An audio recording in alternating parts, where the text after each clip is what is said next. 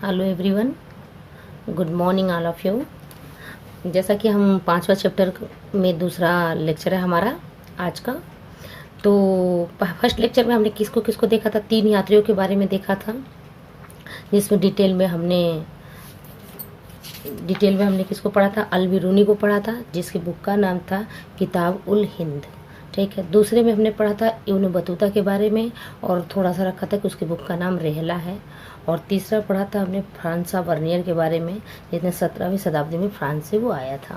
ठीक है। तो आज हम डिटेल में इब्न बतूता को पढ़ेंगे कि किस तरीके से, किस नज़रिए से भारत को देखा और किस तरीके से अपने क्या क्या भारत के बारे में अपनी बुकों में जिक्र किया या लिखा। ठीक है।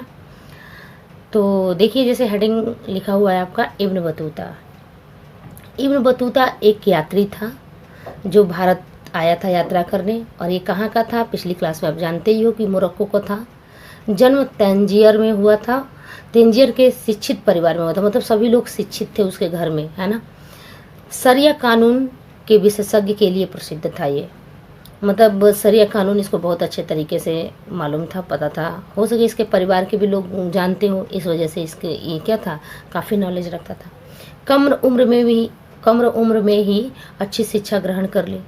कम उम्र में ही काफ़ी अच्छा उसको क्या हो गया, नॉलेज हुआ, ज्ञान प्राप्त हुआ उसको। कहते कि पुस्तक के स्थान पर यात्रा से अर्जित अनुभव को महत्वपूर्ण मानता था। मतलब उसका मानना ये था कि अगर हम बुक के माध्यम से किसी चीज़ को याद करते हैं, पढ़ते हैं या सुनते हैं, तो वो उतना अनुभव, मतलब उस तरीके से हमको समझ नहीं आता जितना कि हम अनुभव करके, मतलब घूमने के माध्यम से हमको वो जितनी चीज़ें वो सही से प्रतीत होती है, उतना बुकों के माध्यम से नहीं होता। तो कहा जाता है इतिहास का तो ये माध्यम जरिया ही है। इतिहास हमें सबसे ज़्यादा भ्रमण के माध्यम से क्या होता है, वो चीज़ें याद होती हैं, वो चीज़ें दिखाई देती हैं, वो चीज़ें महसूस, जीवंत हो उठता है वो चीज़ें। तो उनका भी यही मानना था कि पुस्तक के स्थान पर यात्रा करके अर्जित अनुभव, जो अनुभव उनको मिलेगा यात्रा के दौरान, वो ज़्यादा ही महत्वपूर्ण था उनके लिए। यात्राओं का बहुत ही शौक था, ये यात्रा करने के बहुत शौकीन थे, एक जगह से दूसरे जगह जाना, घूमना। ठीक है। मक्का, सीरिया, इराक, फारस, यमन, ओमान की यात्रा की। मतलब एक तरह से देखिए तो पूरे गल्फ कंट्री के तरफ पूरा ही इन्होंने क्या किया था, घूमा था, फारस वरस भी। ठीक है। तो घूमने का शौक था, हर जगह से नॉलेज इकट्ठा करना, उनको जानना, उनकी भाषा जानना, उनके रहन सहन जानना, ये इंटरेस्ट था इनका। लिखा है आपका नेक्स्ट पॉइंट, 1333 में सिंध आए। 1333 में कहाँ है, सिंध प्रदेश के तरफ आए, मतलब एक तरह से भारत के तरफ एंट्री किया। सुल्तान ने उसे दिल्ली का काजी बनाया। अब यहाँ पे बात आती है सुल्तान की। तो पिछली क्लास में आपने जान ही रहे हो कि जो वो इब्न बतूता थे, वो किसके सब प्रशासन में आए थे, 14वीं शताब्दी में आए थे और मोहम्मद बिन तुगलक के प्रशासन में आए थे। ठीक है। तो यहाँ पे लिखा है सुल्तान ने उसे दिल्ली का काजी बनाया। तो भाई क्यों काजी बनाया, क्योंकि काफ़ी ये नॉलेजफुल थे, काफ़ी नॉलेज रखते थे और हर एक काम करने में भी रुचि भी रखते थे, तो इसलिए इनको क्या बनाया गया, काजी मतलब न्यायाधीश बनाया गया। लेकिन दूसरा पॉइंट है विश्वास खो दिया। तो हम भाई ये सोचना बिल्कुल है कि विश्वास किसका खो दिया और कैसे खो दिया, तो इसको हम जानेंगे। तो इसमें दिया जाता है विश्वास खो देने में कि वह इस पद पर, मतलब जो जिस पद पे, काजी के पद पर वह कई वर्षों तक रहा, लेकिन कुछ गलतफहमी हो गई, कुछ राजा को गलतफहमी हो गई इसके प्रति, लोगों ने भड़का दिया उसके प्रति, तो उसके वजह से उनका क्या हो गया, सुल्तान का विश्वास इनके के ऊपर खो गया और परिणाम स्वरूप उसे कारागार में क्या कर दिया गया, कैद कर दिया गया। बाद में सुल्तान और उसके बीच की गलतफहमियां क्या हो गई, दूर हो गई, जिससे वो पुनः क्या कर दिया, देखिए लिखा है ना, जेल में फिर डाल दिया, विश्वास को देने के बाद जेल में डाल दिया। और उसके बाद फिर क्या करता है कि बाद में इन्हें रिहा किया गया और फिर से उसे वही पद दे दिया गया, मतलब फिर से काजी का पद दे दिया गया। भाई कुछ गलतफहमी होने के, लोगों को भड़का देने की वजह से वो क्या हुआ, राजा से विश्वास खो दिया, राजा को विश्वास ही खत्म हो गया। लेकिन बाद में, और राजा ने क्या किया, जेल में डाल दिया। लेकिन बाद में जब गलतफहमियां पता चलती है तो फिर उसे क्या किया, छोड़ दिया, रिहा करवाया और फिर से उसे काजी के पद पे क्या कर दिया, नियुक्त कर दिया। ठीक है। नेक्स्ट पॉइंट कि 1342 ईस्वी में दूत के रूप में, देखिए दूत है वो लिखा हुआ, दूत के रूप में वो कहाँ गया, चीन गया। इब्न बतूता ने नवीन संस्कृतियों, लोगों, आस्थाओं के बारे में लिखा। फिर वहाँ चीन भी जाके वहाँ के लोगों के बारे में जानकारी हासिल करना, वहाँ की संस्कृतियों के बारे में जानकारी प्राप्त करना, और फिर उन्होंने अपने बुकों में इसके बारे में क्या किया है, जिक्र किया है। देखिए नेक्स्ट पॉइंट है आपका, जिस समय उसने यात्रा की तब यात्रा करना कठिन था। सही बात है, इब्न बतूता 14वीं शताब्दी में यात्रा कर रहा था, जब आज की तुलना में यात्रा करना बहुत ही क्या है, कठिन और जोखिम भरा कार्य था, है ना। आज की तुलना में अगर देखा जाए तो सही जोखिम भरा था। क्यों? क्योंकि देखिए इनके अनुसार लिखा गया है कि उन्होंने मुल्तान से दिल्ली की यात्रा कितने दिन में की? 40 दिन में किया है। और फिर उसके बाद कहते हैं सिंध से दिल्ली तक यात्रा करने में उनको 50 दिन लग गया। तो जाहिर सी बात है वो इतना टाइम लगा है तो ये जोखिम भरा कार्य तो था ही, क्योंकि पैदल हुआ करता था यात्रा, या तो घोड़े वगैरह से हुआ करता था। कई बार उसे आक्रमण झेलने पड़े, भाई लुटेरे भी हुआ करते थे, आक्रमणकारी भी हुआ करते थे, तो उसे इन सब चीज़ों का भी प्रॉब्लम क्या करना पड़ता था, झेलना पड़ता था। कई बार वो घायल भी हुए, हटीली यात्रा भी की, मतलब बहुत कठिन भी था, तभी भी उन्होंने यात्रा करना छोड़ा नहीं, यात्रा करते। ये सब विवरण किस बुक में दिया है? तो रिहला, उनकी बुक का क्या नाम है? रिहला। ये सारा विवरण किस में दिया? रिहला में। देखिए यात्रा वृत्तांत की कुछ विशेषताएं हैं जिसको हम देखेंगे कि लिखा है कि या तो चीन के विषय में मार्को पोलो की यात्रा वृत्तांत के समक्ष है, मतलब उसके इक्वल माना जाता है। इनका यात्रा वृत्तांत और मार्को पोलो का जो चीन का थे उनके यात्रा वृत्तांत को क्या माना? समकक्ष रखा जाता है, ठीक है ना। दूसरा पॉइंट है नवीन संस्कृतियों, आस्थाओं, मान्यताओं आदि के विषय में विचार किए हैं और उसको व्यक्त भी इन्होंने किया है, ठीक है।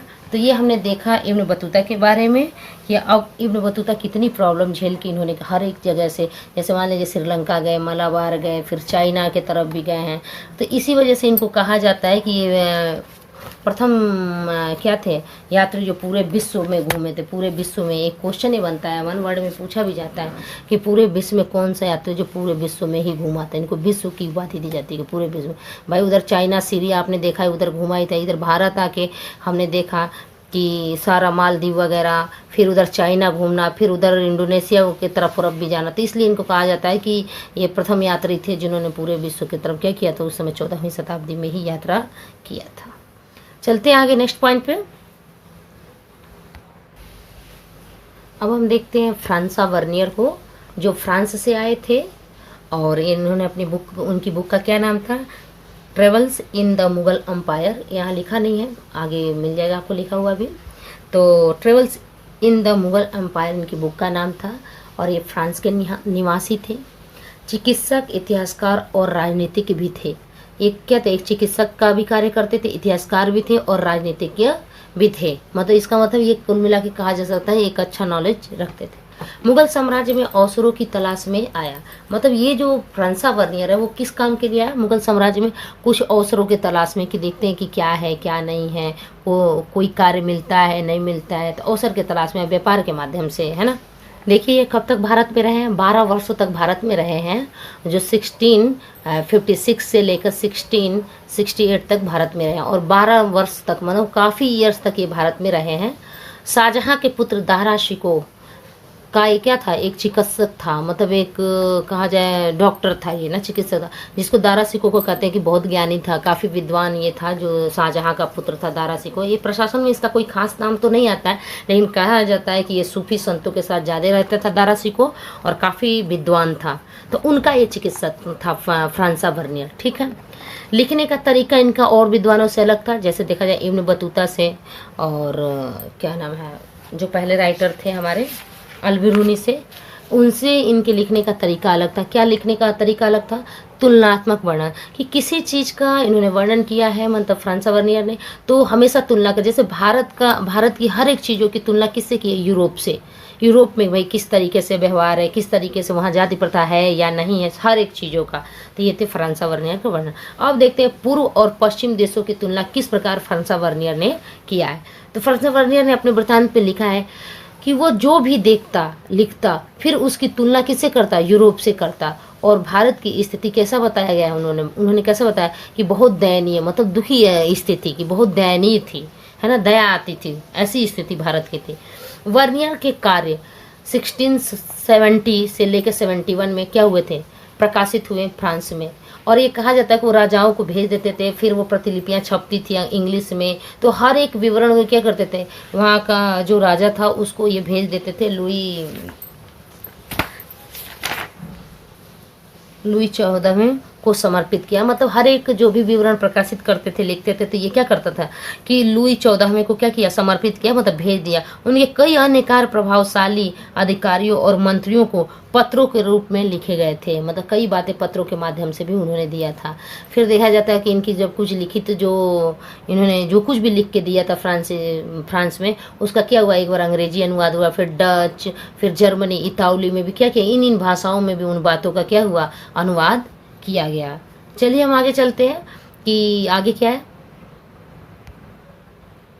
देखिए नेक्स्ट पॉइंट है हमारा, एक अपरिचित संसार की समक्ष। ये अल-बिरूनी का लिखा हुआ, मतलब उन्होंने समाज के बारे में क्या लिखा, अल-बिरूनी ने क्या विवरण दिया।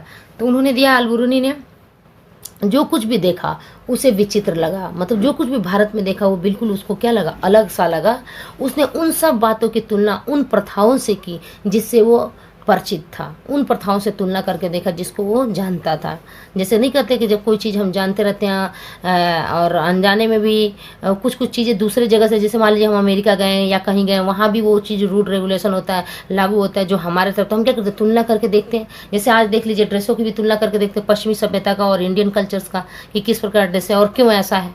ठीक है, इसी तरीके से वो कहीं भी कोई चीज़ देखता था तो वो जो क्या करता था, उन प्रथाओं से भी जिनसे वो परिचित था उनसे भी वो तुलना करता था। कौन, अल-बिरूनी। ठीक है, अल-बिरूनी की कुछ समस्याएं आई। क्या समस्या आई, भाषा की। उसको यहाँ मतलब ये संस्कृत यहाँ भाषा रहता था, लैंग्वेज अलग थी, तो ये थोड़ी दिक्कत आई। धार्मिक रीति रिवाज को समझने में क्या लगा, टाइम लगा।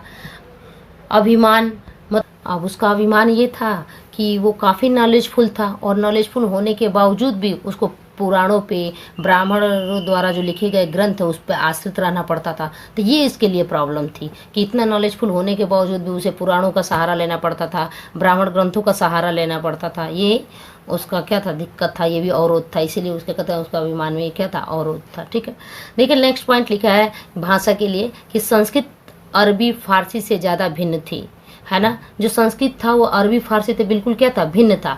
अनुवाद करना क्या था, बहुत कठिन था। इसलिए उसे भाषा एक क्या था, प्रॉब्लम थी कि वो ये दिक्कत महसूस करता था भाषा की वजह से। ठीक है, दूसरा पॉइंट है, अल-बिरूनी जानकारी होने के बाद भी ब्राह्मणों की कृति पर आश्रित था। हाँ सही बात है। देखिए अभिमान का था कि ये जानकारी होने के बावजूद भी ब्राह्मणों की कृति पर उसके क्या करना पड़ता था, आश्रित रहना पड़ता था। आइए देखते हैं अल-बिरूनी का जाति व्यवस्था का विवरण, कि जाति व्यवस्था का विवरण क्या दिया उसने लिखा, फारस में 4 सामाजिक वर्ग थे। तो कौन कौन से वर्ग थे, घुड़सवार वर्ग थे, भिक्षु थे, पुरोहित थे, चिकित्सक थे, फिर था खगोल शास्त्री थे, वैज्ञानिक थे, फिर कृषक और शिल्पकार थे। अल-बिरूनी ने यह दर्शाया कि सामाजिक वर्ग भारत के अलावा और भी जगह था। मतलब उसने ये मेन पॉइंट अल-बिरूनी ने दिया है कि एक नंबर में ये क्वेश्चन पूछा भी है, सामाजिक वर्ग में किसने ये दर्शाया है कि भारत के जैसे सामाजिक वर्ग दूसरे जगह भी है। तो आप देखेंगे कि अल-बिरूनी ने दर्शाया है कि जैसे भारत में सामाजिक वर्ग थे वैसे दूसरी जगह भी सामाजिक वर्ग थे। ठीक है, इस्लाम में सभी को समान माना जाता। उसने फिर अपने धर्मों के अकॉर्डिंग दिया कि मुस्लिमों को वगैरह के अकॉर्डिंग देख के कि सभी धर्म को क्या माना जाता है, इस्लाम में समान माना जाता था। उनमें भिन्नता धार्मिक अनुसरण में था, मतलब भिन्नता थी धर्म का अनुसरण करने में, अलग अलग भिन्नता थी धार्मिक अनुसरण में। ब्राह्मणवादी परंपरा में अस्पृश्यता को अल-बिरूनी गलत माना। उसको ये चीज़ बहुत बुरी लगी कि जो अस्पृश्यता वाला था, जाति प्रथा में जो अस्पृश्यता, छुआछूत वाली जो प्रॉब्लम है कि ये बहुत नीच कुल का है, उसे हम छू नहीं सकते, ये पाप पड़ जाएगा, इसके लिए इसने क्या किया है, विरोध किया है कि ये बिल्कुल गलत था, कि ये गलत वर्क किया इन लोगों ने। ठीक है,